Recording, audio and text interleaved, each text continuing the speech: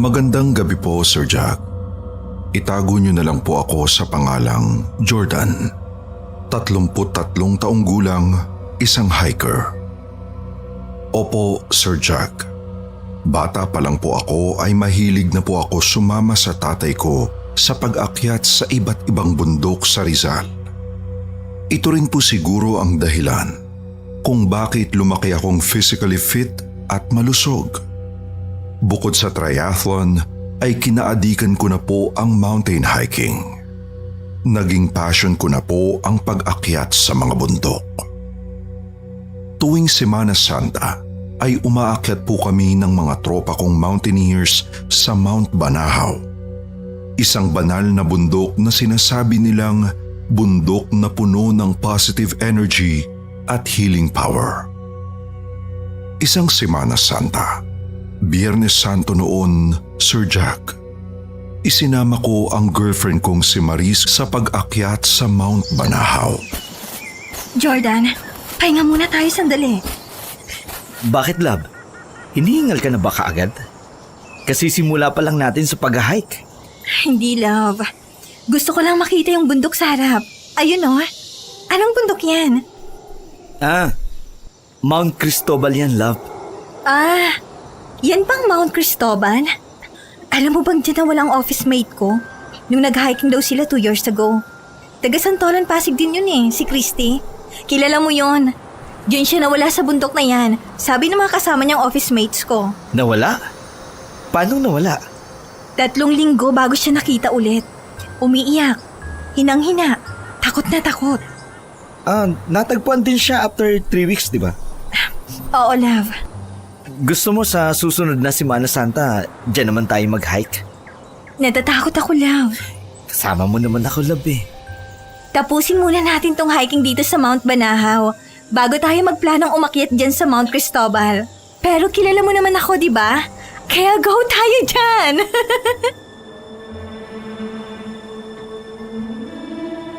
Lumipas ang ilang buwan at nagkaroon ako ng matinding depresyon, Sir Jack.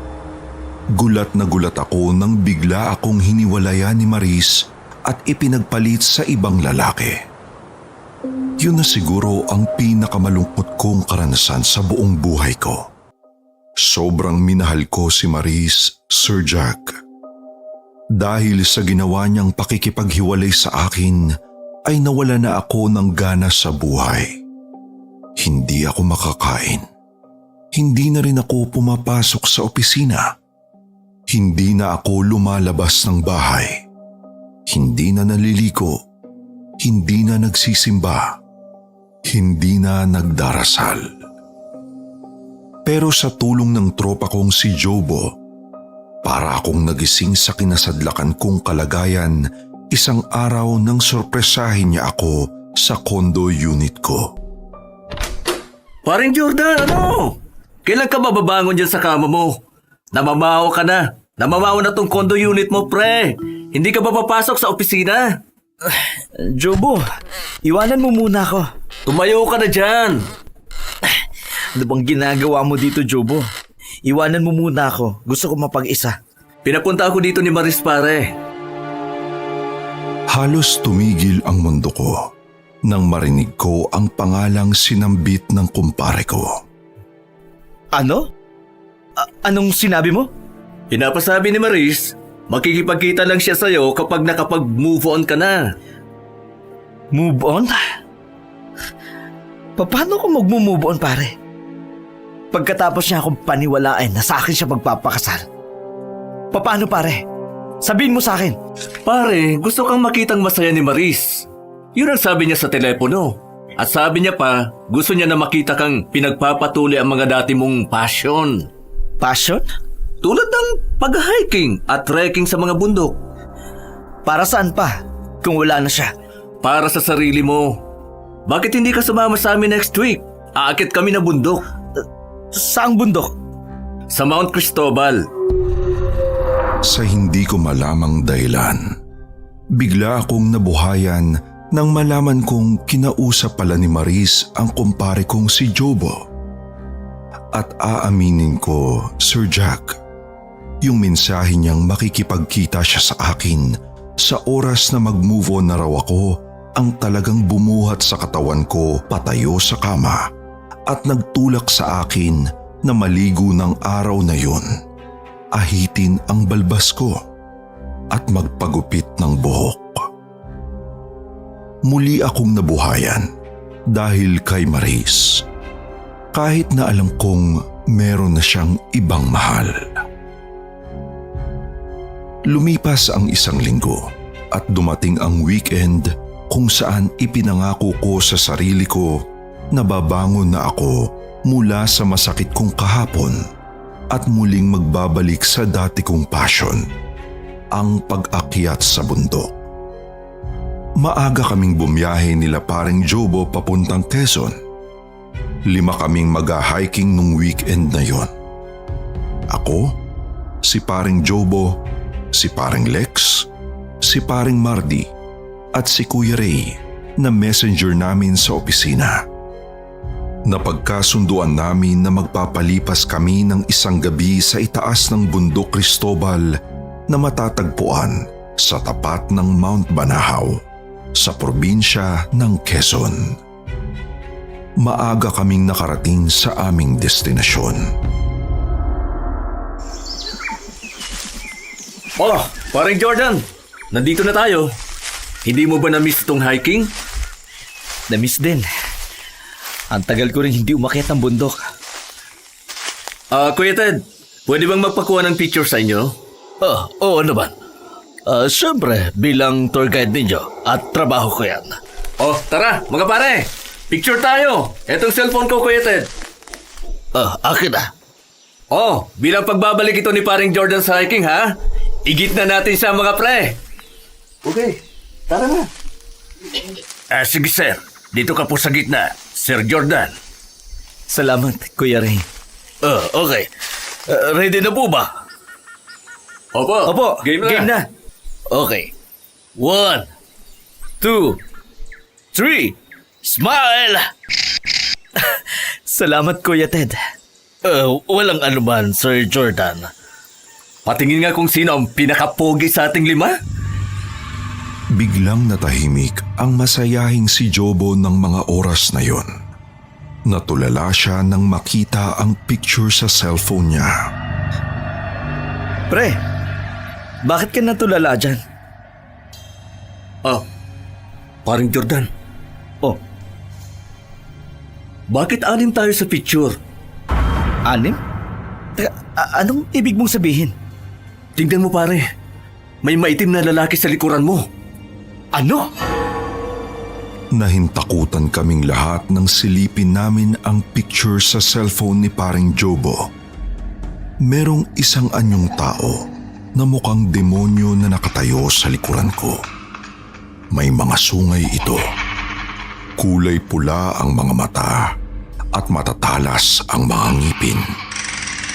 Hindi ganun kalinaw ang itsura nito, pero hindi rin ganun kalabo. Ang demonyo! Kuya Ray, Sir Jordan, totoo nga ang sinasabi nila tungkol sa bundok na ito. Binabantayan daw ito ng Diablo. kaya kung tawagin ito ay Devil's Mountain. Devil's Mountain? Masakit mang tanggapin. Pero yun ang tawag ng mga dayo rito. Nakikita niyo naman kung gaano ito kalago. Kayabong at kayaman ang mga punong kahoy at ang mga halaman. Pero kung anong ikinaganda nito, ay siya rin namang ikinapangit ng reputasyon sa mga tao. Lalo na sa mga hindi taga rito. Dahil sa mga kababalaghang nararanasan nila dito sa itaas ng bundok na ito. Kababalaghan! Wala yan! Hindi totoo yan! Tama si paring Lex. Hindi naman demonyo yung nakatayo sa likod ni paring Jordan eh. Anino lang ng malaking puno yon. Tama yan, paring Mardy. Sa panahon ngayon, maniniwala pa ba tayo sa mga kwentong ganyan? Mga pre, panakot lang nila yung demonyo na yan sa mga hindi taga dito para hindi akyatin yung bundok nila. Tama ka dyan, paring Mardy. Takot lang kayo mga taga rito. Ted, sa mga taga Maynila, nag-iimbento lang kayo ng kwentong kagaguhan.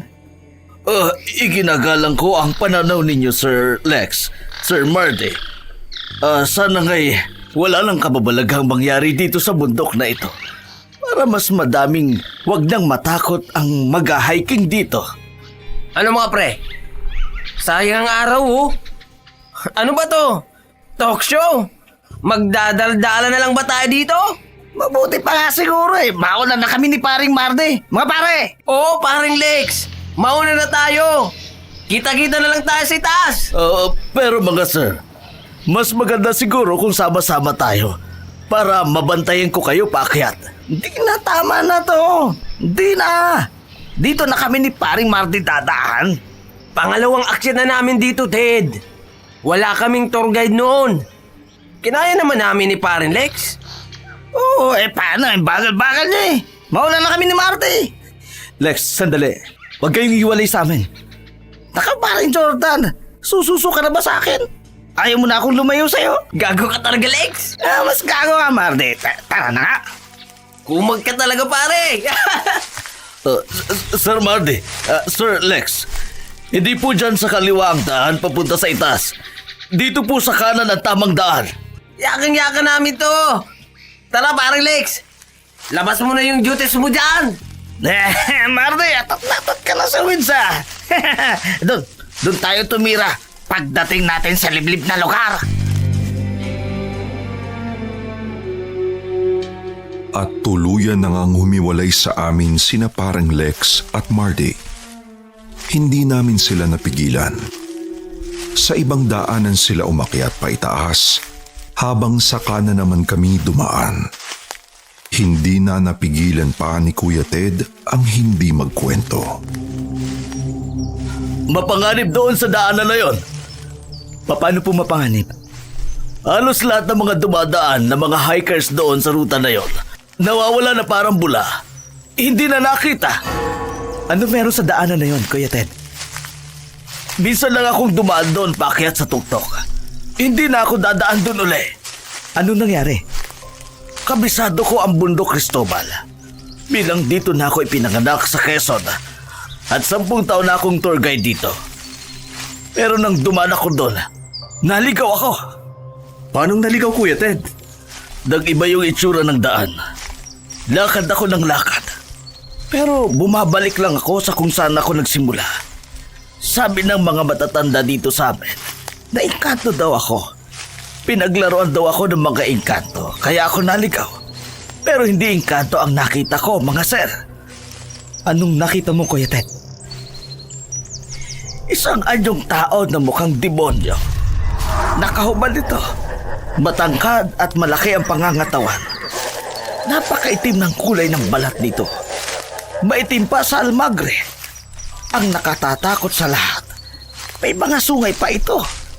Hinabol ako nito nang makita ko siya na nasa sanga ng malaking puno ng balete. Malakas ang yapag ng mga paa nito. Misto lang higante yung demonyo. Sabi na nga ba? At totoo ang kwento ng mga lolo ko. Minsan na rin nilang nakita ang demonyo na yan dito. Nung kabataan nila, nag-hiking rin sila dito sa bundok na ito. Hindi lang sila naligaw. Nabulag sila ng halos 1 oras. Takot na takot ang lolo ko. Lalo na nang may humawak sa mga paa niya at kalad ka rin daw siya ng demonyo papunta sa hangin. Doon niya lang nasilayan ang anyong tao na mukhang demonyo.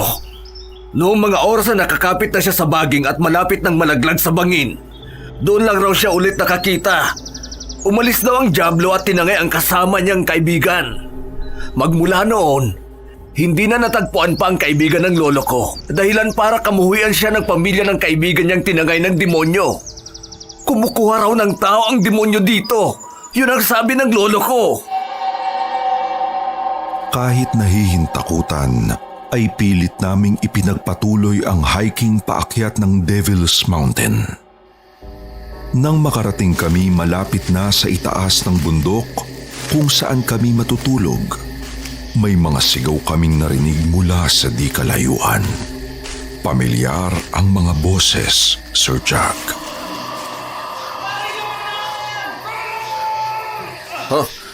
Narinig niyo yun? Oo, Kuya Ray. Sina paring Lex at Marty yun. humihingi ng tulong. Baka naliligaw sila. Naliligaw na sila. Dito lamang kayo. Ako na maghahanap sa kanilang dalawa. Sasama kami, Kuya Ted. Mas maganda yung sama-sama tayo kesa magkahiwa-hiwalay. Palubog ng araw. Mabilis kumalat ang dilim. Tama si parang Jordan, Kuya Ted. Hanapin natin sila. Hanapin natin sila, Sir Jordan. Sir Jobo. Halika na, Kuya Ted. Bitbit ang mga gamit namin ay hinanap namin sina paring Lex at paring Marty. Sumigaw kami. Lex! Marty! Sir Lex! Nasaan kayo? Nandito kami apat! Nasaan na ba kayo? Mga sir! Paring Lex! Paring Marty! Kumagat na ang dilim pero hindi namin natagpuan sina paring Lex at Marty. Dala ng gutom, pagod at pag-aalala ay nagpasya kaming magpahinga sa isang parte ng bundok na puno ng mga punong kahoy na kasing tanda na ng panahon. Tabi-tabi po. Magpapahinga lamang po kami dito sa ilalim ng iyong puno. Kuya Ray, sino yung kinakausap mo dyan sa ugat ng balete? Mga engkanto. Hindi na sila dapat humiwalay sa atin eh. Ang tigas din kasi ng ulo nitong mga kumpare natin. Kasing tigas ng mga ano nila. Ay, ngayon, problema natin sila. Cargo di konsensya. Marami talagang nawawala sa bundok na ito. Noong nakaraang buwan lang, may magkasintahan na umakyat dito at tinakasan ako. Nakapag-register naman sila sa ibaba at nakuha ko ang mga pangalan nila. Pero nung paakyat na kami, ayaw na nung lalaki na kasama ako. Nag-away sila magkasintahan sa pag-akyat dito. Nagtalo sila. Walang puknat. Hanggang sa nadaanan namin yung sangang landas kung saan dumaan sa kaliwa ang kasamahan ninyo. Nagpaalam ako sa kanila na iihi lamang ako saglit sa di kalayuan. At papagbalik ko, wala na silang dalawa. Nakarinig na nga lang ako ng mga yabag. At doon sa daanan pa kaliwa, sinundan ko sila pero hindi ko na nakita. Nagpunta ang pamilya ng babae sa amin para hanapin ang anak nila. Kaso kahit anong hanap nila at hanap namin, hindi namin sila matagpuan. Silang dalawa. Siya at ang barumbado niyang boyfriend na mukhang adik. Isang buwan na ang nakalilipas, pero hindi pa rin namin sila natatagpuan. Kawawa naman yung babae. Barumbado ba kamo yung boyfriend? Oo, kawawa talaga si Ma'am Maris. Natigilan ako sa narinig ko. Kapangalan pala ng babaeng pinakamamahal ko yung babaeng nawawala sa bundok Cristobal. Hindi ako napanatag. Nag-usisa pa ako sa tour guide namin. Kuya Ted? Anong apelyado nung Maris na sinasabi mo? Nandito yun sa cellphone ko. Sandali lang ha, Sir Jordan. Binunot ni Kuya Ted ang cellphone niya at binuksan ang text messages niya. Binasa niya ang text. Maris, taga Santolan, Pasig City. Taga Santolan, Pasig? Sigurado ka, Kuya Ted? Opo, Sir Jobo. Isang buwan nang nawawala si Maris sa bundok na ito? Yes, Sir Jobo. Jobo, sabi mo tinawagan ka ni Maris? Oo, pare. Tinawagan niya ako last week lang. Eto, tingnan mo pa sa cellphone ko, pare. Baka naman kapangalan lang, pare. Baka hindi naman si Maris yung ikinukwento ni Kuya Ted. Eto po, may selfie pa kaming tatlo. Si Ma'am Maris at yung boyfriend niya at ako. Napasubsob ako sa damuhan nang makita ko si Maris sa picture na nasa cellphone ni Kuya Ted. Si Maris nga ang tinutukoy ni Kuya Ted. Nakangiti siya sa picture pero may lungkot sa mga mata.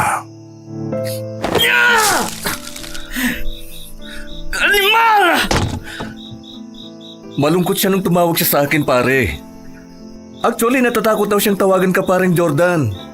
Dahil alam niyang mali yung ginawa niyang pangiiwan sa'yo. Tinanong niya ako kung kumusta ka na. Sabi ko, malungkot ka at depressed na depressed. Lalo siyang nalungkot. Sabi niya, sabihin ko raw sa'yo na balikan mo ang passion mo, ang hiking, at mag-move on ka na raw. Kasi ano? Kasi hindi na raw siya makakabalik pa. Sabi mo sa akin, pare, makikipagkita siya sa akin kapag nakapag-move on ako. Sinabi mo yun, pre! Sinabi ko lang yun para magkaroon ka ng inspirasyon. Sorry pare, pero inimbento ko lang yung parte na yun. Ano pa ang hindi ko alam, paring Jobo? Naputol lang linya pare. Tinawagan ko ulit siya, pero kinat-reach na yung cellphone niya. Last week lang nangyari yun. Tingnan mo pa ang date sa cellphone ko. 5 minutes nga lang yung call eh. Kilala niyo, Sir Jordan, si Ma'am Maris? Hindi na ako nakaimik pa. Tumango na lamang ako bilang tugon sa tanong ni Kuya Ted. At hindi na napigilan ng mga luha ko ang tumulo sa lupa. Sa totoo lang po, mga sir, ang sabi ng mga matatanda, tanging mga makasalanan lang daw ang nawawala dito sa bundok Cristobal.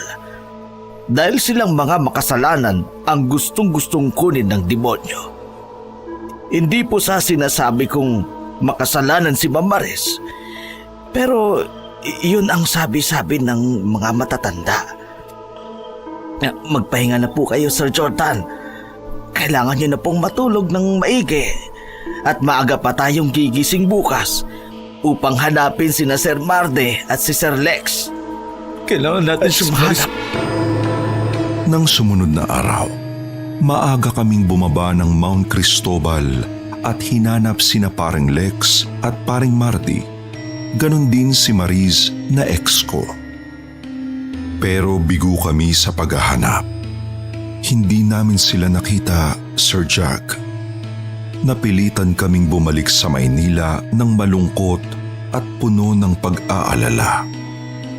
Lubos na ikinalungkot ng mga pamilya ni Lex at Mardy ang pagkawala nila sa bundok Cristobal. Gayon din ang pamilya ni Maris. Hanggang ngayon ay hindi pa rin sila nahahanap. Lumipas ang ilang buwan at nakilala ko si Nadia, isang mountaineer mula sa Davao. Siya ang tumulong sa akin na makapag-move on mula kay Maris. At si Nadia din ang kasama ko nitong nakaraang Semana Santa na umakyat sa Mount Cristobal. Yes, Sir Jack. Sadyang mahiwaga ang Mount Cristobal na kung tawagin ng iba ay Devil's Mountain. Ang Mount San Cristobal ay itinuturing na bundok ng Diablo sa Filipino folklore. Ito raw ay ang alter ego ng banal na bundok na sikat sa pangalang Bundok Banahaw. Ibig sabihin na kung ang Banahaw ay ang makapangyarihang bundok na may maraming mga positibong enerhiya, ang Cristobal naman ay ang kabaliktaran nito.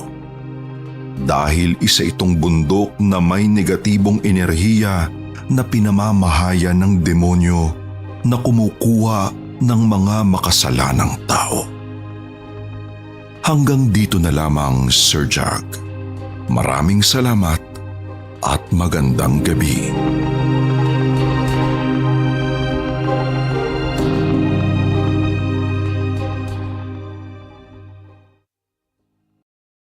Mali ang ginawa mo. Hindi ka dapat nananakit ng kapwa mo.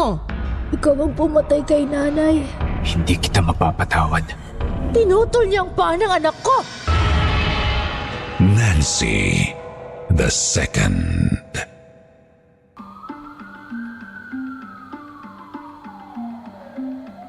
Para sa mga mahihilig makinig ng mga true crime stories and mysteries, subscribe to Takip Silim True Crime and Mysteries.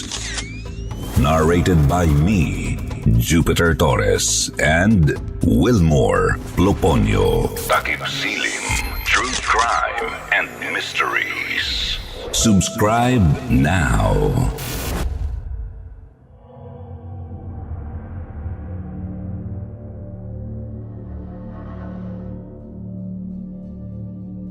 Magandang gabi po, Sir Jupiter. Itago niyo lang po ako sa pangalang Terence. Isang 35 anyos na professor sa isang kilalang universidad sa Santo Tomas, Batangas. Graduate po ako ng AB Mass Communication mula sa isang kolehiyo dito rin sa Batangas. At dahil Mass Comm ang kurso ko, meron kaming humanities na subject noon. Ang kwentong ibabahagi ko sa inyo ay isa lang sa mga nakakahilakbot na kwento ng professor ko noon na si Mr. Orsal. Tandang-tanda ko pa isang araw. Dumating si Mr. Orsal sa classroom na may bitbit na replika ng isang painting. Dahil tungkol sa art appreciation ang lesson namin noon, binigyan niya ng background ang dala niyang sikat na painting. Isang portrait ng isang magandang nurse na kung tawagin nila ay Nancy the Second. Sang-ayon sa kwento ni Mr. Orsal, taong 1985 raw noon nang mangyari ang kwento. May isang maganda at mabait na babaeng teacher sa MAPE na nagngangalang Nancy, ang paboritong-paborito ng kanyang mga elementary students dahil sa kanyang husay sa pagtuturo ng art. Kung tawagin siya ng lahat, ay Ma'am Nancy. Magaling na pintor si Ma'am Nancy, tubong Lipa, Batangas, pero nagtapos ng kolehiyo mula sa UP. Imbis na magturo sa Maynila, mas pinili nitong magturo ng MAPE sa isang public school sa Batangas. Tag-ulan raw noon at may bagyong dumating sa Batangas nang makita ni Ma'am Nancy ang isang 10 taong gulang na batang lalaki na basang-basa sa ulan na nanginginig sa ginaw habang nakatayo sa labas ng paaralan na pinagtuturuan niya. Nakadamit raw ito ng itim na kamiseta at shorts, pero walang sapin sa paa.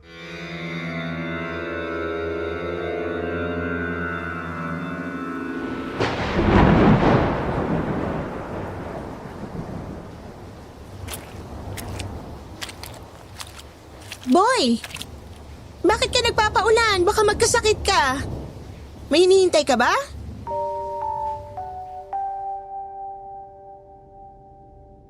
Napansin ni Ma'am Nancy na nangangalumata ang payat na bata.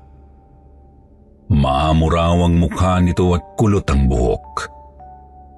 Moreno ang bata.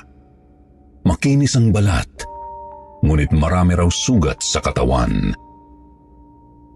Mga tila tusok-tusok na butas ang nakita ni Ma'am Nancy sa mga braso, binti at paa ng batang nakayapak.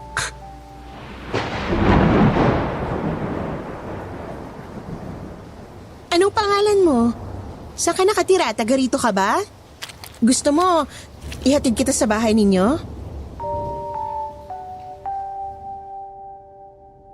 Umiling raw ang batang lalaki. Tila takot na takot sa mga tanong ni Ma'am. Dala ng awa ay napilitang iuwi ni Ma'am Nancy ang hindi kilalang bata. Pag-uwi sa bahay ay agad niya itong pinaliguan. Binihisan ng malaki niyang kamiseta at pinakain ng hapunan. Hindi ka ba talaga nagsasalita? Naririnig mo ba ako? Anong pangalan mo?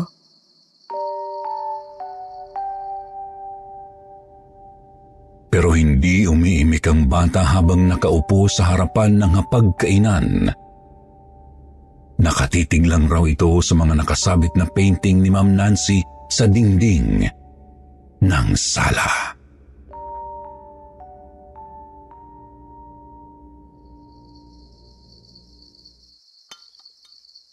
Dito ka na muna matulog sa bahay ko.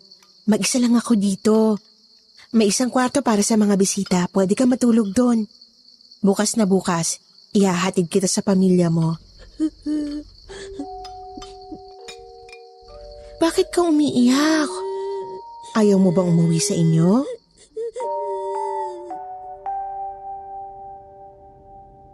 Tumulo ang mga luha ng bata bago raw ito umiling. Tila ayaw raw nitong umuwi sa bahay nila. Niyakap raw ng bata si Ma'am Nancy bago ito humagulgol.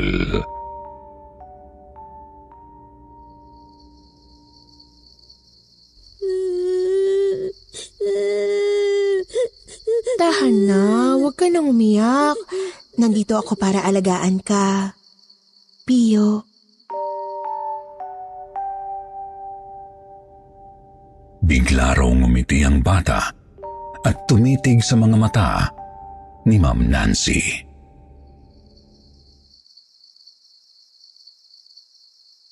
Dahil ayaw mo magsalita, Pio muna ang ipapangalan ko sa'yo. Kapangalan ng pinag-uusapan nilang milagrosong pari sa Italy na may stigmata, si Padre Pio.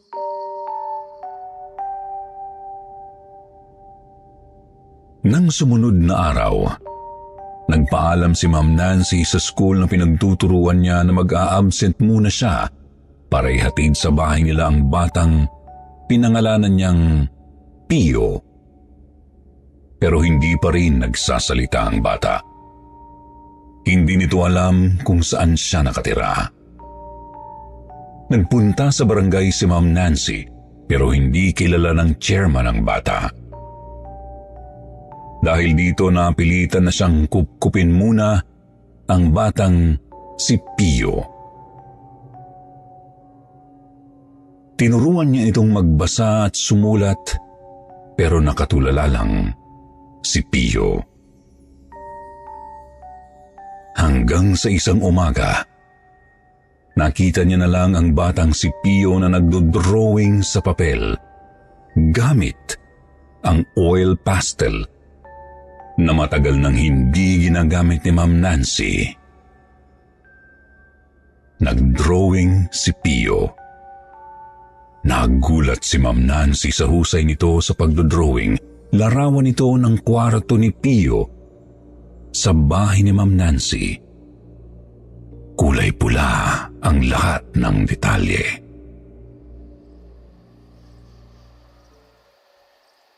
Wow, Pio! Napakahusay mo palang mag-drawing. Drawing ng kwartong itong ginawa mo. Paborito mo ba ang kulay pula? Alam mo bang dating studio ang silid na to? Dito ako nagpipinta. Tingnan mo to, Pio.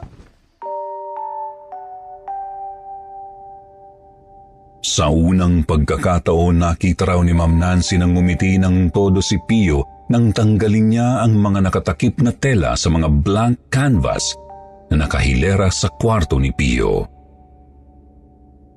Tuwang-tuwa raw si Pio nang makita ang mga pintura. Agad raw itong kumuha ng mga pintura at nagsimulang magpinta sa puting canvas. Nancy, pumasok na ako ha. Bukas naman yung pintuan mo eh. Martin! Mabuti maaga kang dumating. Ito si Pio. Yung batang babantayan mo habang nasa school ako. Ah, siya ba? Kumusta ka, Pio? Naku, pasensya ka na. Hindi nagsasalita ang batang yan. Nasa ref ang mga pagkain ninyo. Uuwi rin ako agad. Pakibantayan na lang si Pio, ha? Bakit may dala ka palang alambre? Ah, kakatapos lang ayusin yung sampayan ni nanay. Lundo na kasi. O sige na, Nancy. Pumasok ka na. Baka malate ka pa. Ako na bahala kay Pio. Mamaya, dadamuhan ko na rin yung bakuran mo. Napansin ko kasing pinamamahayan na ng mga daga eh. Salamat, neighbor!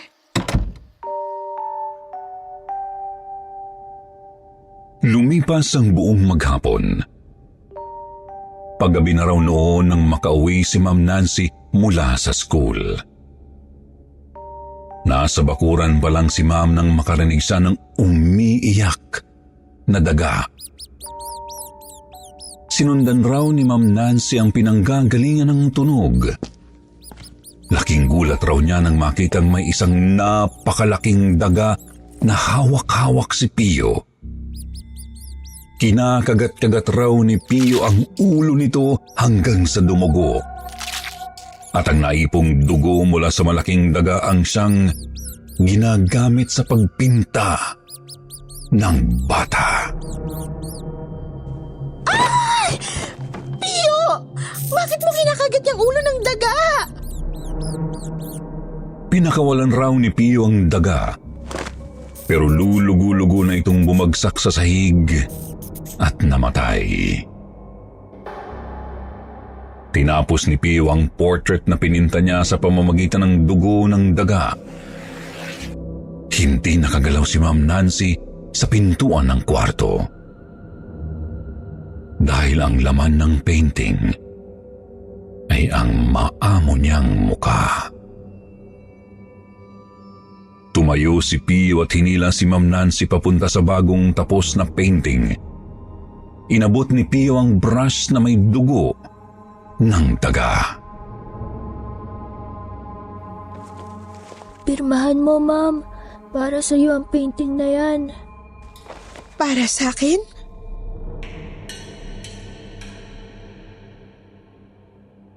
Dala ng tuwa na nakakapagsalita na sa wakas ang batang si Pio, pinirmahan agad ni Nancy sa ibabang kanan ang obra ng bata. Isinulat niya ang pangalan niya, Nancy. Ikaw ang gumuhit nito, Pio? Napakaganda.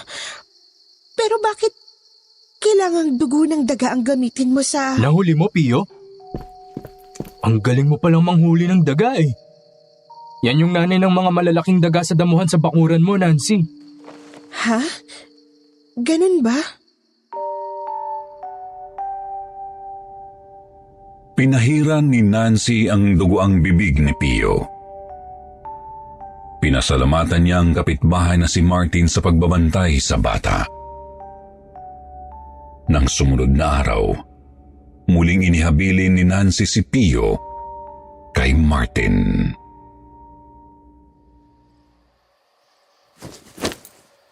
Sige na, Nancy, pumasok ka na. Ako na bahala kay Pio. Pio, halika. Tulungan mo akong ayusin ang sampayan ng ma'am mo. Palitan natin itong alambre yung lubid. Thank you, neighbor. See you later, ha? Para sa'yo, Nancy. Ingat ka, ha?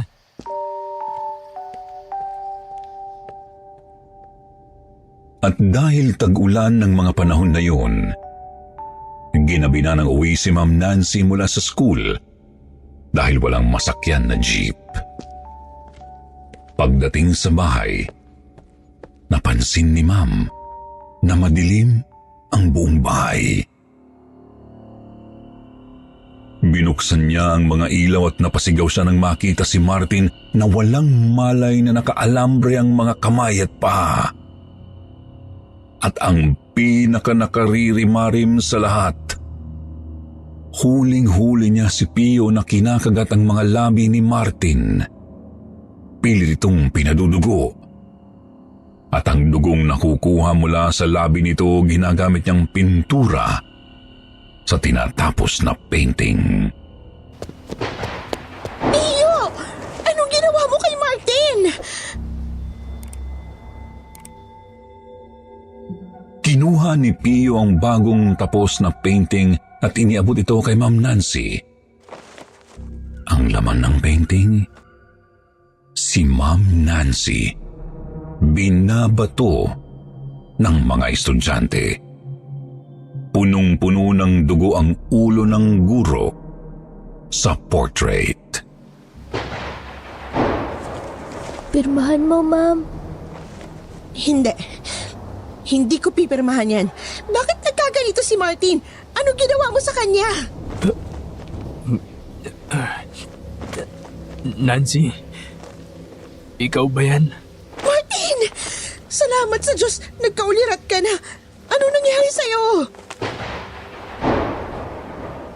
Kinalagan ni Ma'am Nancy si Martin pagkatapos ay ginamot nito ang dugoang bibig ng kapitbahay.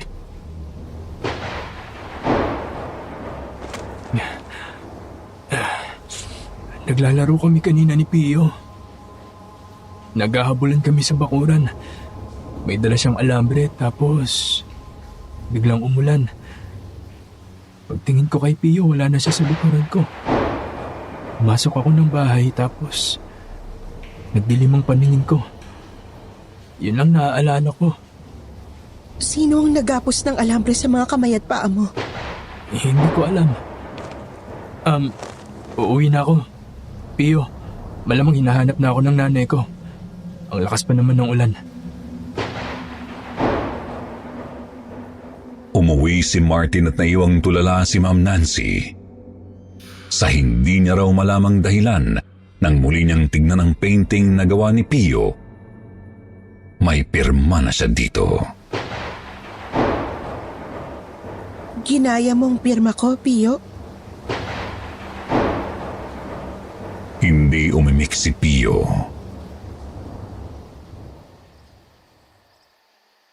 Nang sumunod na araw, napagpasyahan na ni Ma'am Nancy na isama na lang sa school si Pio. Ginawa niyang salimpusa ang bata habang nagtuturo ng mape sa klase. Doon, nakasalamuhan ni Pio ang matabang bata na si Pudong.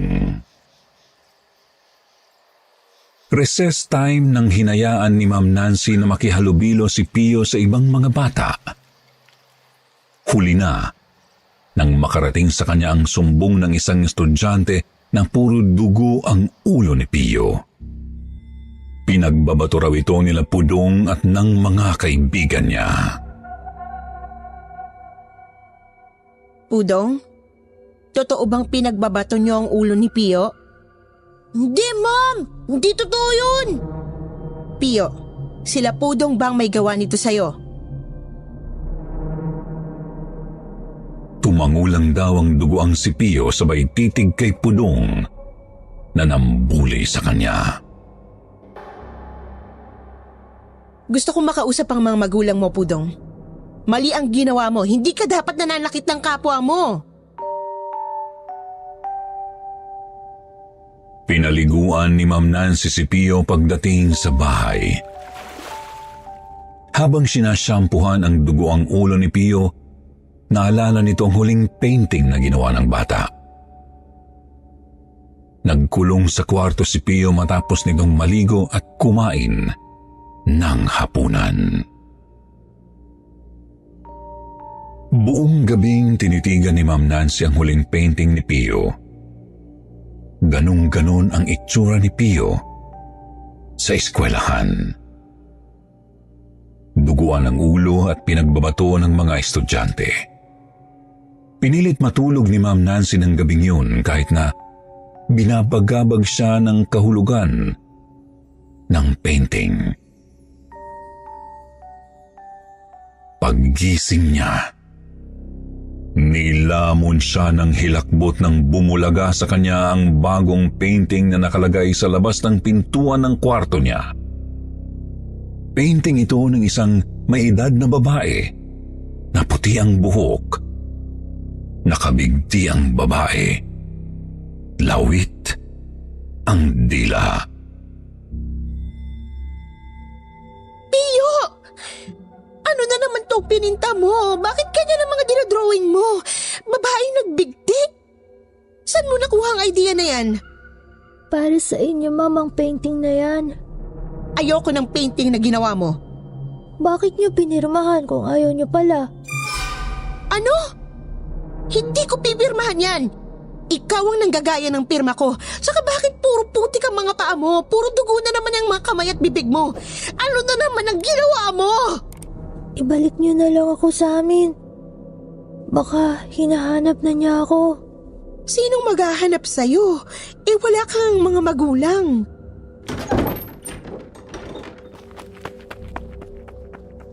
Nagtatakbo raw palabas ng bahay si Pio. Hinabol siya ni Ma'am Nancy pero hindi na siya naabutan. Nagpasya na lang ang guro na hayaan ng makauwi sa kanila ang bata. Pumasok siya sa eskwelahan na mabigat ang pakiramdam. Mas lalong bumigat ang dibdib niya nang sugurin siya ng isang pamilyar na babaeng may edad. Kulay puti ang buhok nito. Galit na galit kay Ma'am Nancy ang babae. Ikaw ba ang nanay ni Pio? Sino po kayo? Ako si Marieta, ang nanay ni Pudong na estudyante mo. Ilabas mo yung anak mong Pio raw ang pangalan. Hindi ko anak si Pio. Ako lang po ang kumukup-kup sa kanya. Pero kaninang umaga, umalis na siya ng bahay. Hindi ko po alam kung saan nagpunta. Ilabas mo ang demonyong batang pinoprotektahan mo. Yang Pio na yan, pinutol niyang paa ng anak ko. Pinutol ang paa? Sandali lang po. Hindi po magagawa ni Pio yun. Paano magagawa ng isang patpating maliit na bata yon sa isang malaking bata na tulad ni Pudong? Kagabi, may nakakita sa anak ko na itinatali raw ang mga kamay at paa sa bakanting lote. Malapit dito sa eskwelahan. May mga nakakitang mga tambay na nginangat-ngat ng isang batang maliit na kulotang buhok ang kanang paa ng anak ko. Hindi marinig ang sigaw ni Pudong dahil may busol na malaking daga sa bibig. Daga sa bibig? Oo, at si Pio ang may gawa nun. Ilabas mo yung batang yan at ibibigti ko siya ng buhay. Hayop siya. Tuluyan ng nilamon ng hilakbot si Ma'am Nancy. Hinanap niya si Pio sa buong barangay, pero hindi ito natagpuan. Gabi na nang sumuko siya sa paghahanap. Pagbukas niya ng pintuan ng bahay, nagsitayuan ang mga balahibo niya nang makitang nakabukas ang kwarto ni Pio. Dahan-dahang lumapit si Ma'am sa silid at napatilito nang makitang may hawak na putol na paa ng bata si Pio. Pinipiga ni Pio ang matabang paa para lumabas ang dugo mula rito. At ang dugo, ginagamit na pintura ni Pio sa pinipinta nitong bagong obra. Ang laman ng painting, si Ma'am Nancy, nakadamit ng pulang bestida, nakahiga sa isang puting kabaong. Pio, kaninong paay ang hawak mo? Totoo bang pinutol mo ang paa ni Pudong? Pio, sumagot ka!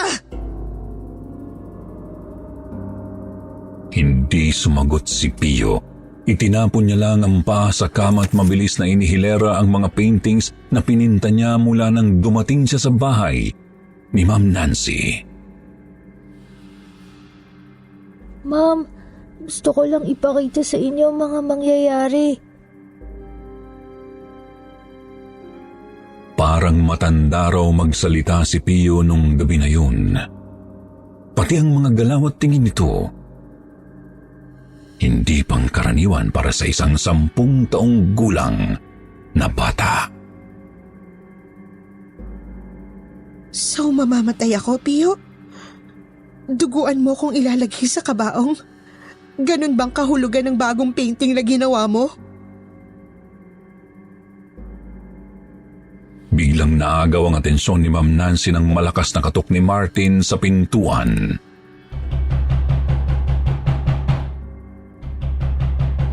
Nancy! Nancy! Kailangan kitang makausap! Martin, bakit hinihingal ka? Ano nangyari? Nasa bahay namin ngayon ang asawa ni Aling Marieta. Isang lalaki may dalang baril. Galit na galit. Hinahanap ang tirahan mo. Sino si Aling Marieta? Nanay raw siya ng estudyante mong si Pudong. Galit na galit yung asawa ni Aling Marieta. Papatayin niya raw si Pio kapag nakita niya. Pati ikaw. Bakit? Dahil nagbigti kanina lang si Aling Marieta. Natagpo ang nakabitin sa kisame, lawit ang dila. Diyos ko!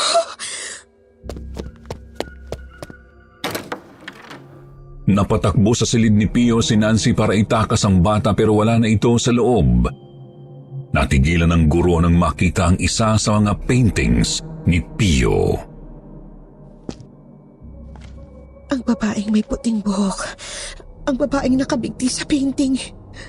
Si Aling Marieta ang babae. Nancy, umalis ka muna dito. Magtago ka. Bilisan mo, lumayo ka muna sa lugar na to. Kinuha ni Nancy ang bagong pintang obra ni Pio at tumakas siya papalayo. Hinanap niya ng hinanap si Pio. Nagtanong siya sa bawat barangay na napuntahan niya hanggang sa abutin siya ng 3:00 ng madaling araw sa paghahanap. Napadpad siya sa isang lamayan. May patay na nakaburol. Puti ang kabaong at sa tabi nito ay may batang lalaking nakaupo sa bangko. Walang sapin ang mga putikang paa. Nilapitan ni Ma'am Nancy ang bata. Umiiyak ito ng tahimik habang nakatitig sa kabaong na puti. Pio? Anong ginagawa mo rito? Sinong namatay? Marahang sinilip ni Ma'am Nancy ang bangkay sa loob ng kabaong at nanlaki ang mga mata niya nang makita ang babaeng nasa loob ng ataol. Nakasuot ang bangkay ng pulang bestida. May malaking sugat sa liig. At ang nakakakilabot sa lahat, kamukha ni Ma'am Nancy ang patay. Nabitiwan ng nanginginig na guro ang painting na daladala niya at sumambulat muli ang detalye ng huling painting ni Pio. Larawan ng isang babaeng nakapula na nakahiga sa kabaong. Pio, kaano-ano mong patay? Nanay ko. Nanay mo? Ano nangyari sa kanya? Bakit may malaki siyang hiwa sa leeg? Sinong may gawa nun sa kanya? Ikaw. Ako? Nagpatiwa ka lang, nanay ko, nang kunin mo ako sa gate ng eskwelahan. Yun ang kwento ng mga kapatid ko. Pagdating ko kanina lang. Ikaw ang pumatay kay nanay. Inilayo mo ako sa kanya. Hindi ko sinadyang gawin yun. Ang mga painting ko ang katibayan. May pirma mo sa iba ang bawat isa. Hindi makapaniwala si Nancy sa narinig mula kay Pio. Nagtatakbo siya papauwi pero isang malakas na putok ng baril ang nagpadapa sa kanya sa kalsada. Wag! Binaril ng ama ni Pudong si Ma'am Nancy sa dibdib. Bakit niyo binaril si Nancy? Bakit? Pinigilan ni Martin ang galit na ama ni Pudong pero huli na ang lahat. Nabaril na nito si Ma'am Nancy. Tumakas ang matandang lalaki at hindi na nahabol pa. Itinakbo nila Martin at Pio si Ma'am Nancy sa ospital pero dead on arrival na ang mabuting guro.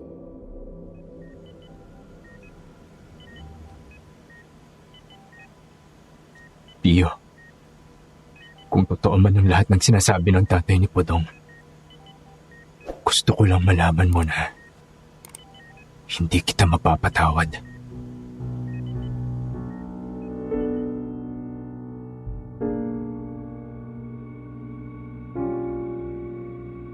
Hinaluhaan si Pio nang iwanan ni Martin na kabitbahay ni Ma'am Nancy. Naiwang mag-isa sa ospital ang bata. Isang babaeng nurse ang lumapit kay Pio. Kawawa ka naman. Anong pangalan ng nabaril na babae? Nancy, Nanay mo ba yung namatay? Ayaw mo bang umuwi muna sa inyo?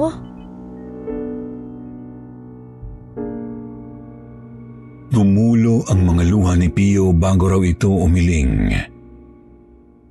Niyakap raw ni Pio ang magandang nurse bago ito tuluyang humagulgol.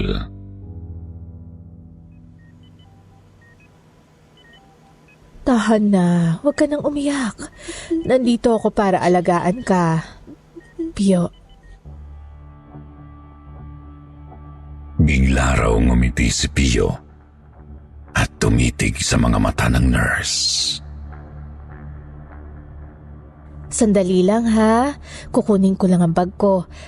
Tapos na naman ang shift ko eh. Dito ka lang, babalikan kita dito. Tapos, uuwi na tayo.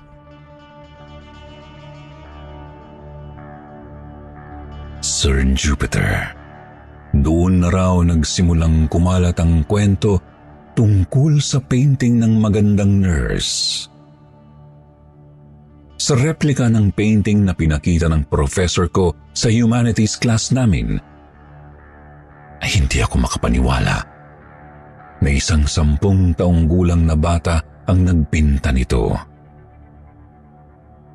Ang hindi ko lubos na mapaniwalaan hanggang ngayon ay ang kasaysayan sa likod ng obra. Ang obrang pinangalanan nilang Nancy the Second. Magandang gabi po sa inyong lahat.